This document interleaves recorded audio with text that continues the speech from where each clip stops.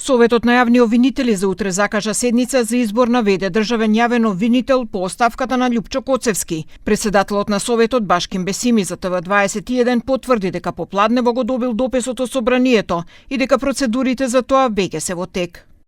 Ќе почнат процедурите. Еве ни дојде и писмото, сега на колегиум ќе закажеме седница и ќе избереме ВД државен јавен обвинител. Околу процедурата за избор на нов државен јавен обвинител, владата најпрво треба да достави до собранието предлог одлука за распишување оглас, а рокот за пријавување на кандидатите е 15 дена. Мислење за кандидатите треба да даде Советот на јавни обвинители.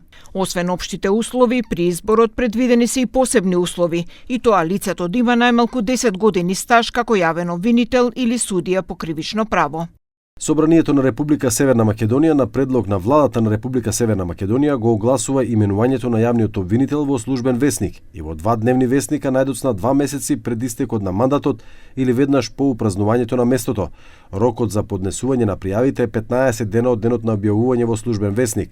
Советот на јавни обвинители на барање на владата во рок од 15 дена од денот на приемот на барањето доставува образложено позитивно или негативно мислење во писмена форма за сите пријавени кандидати.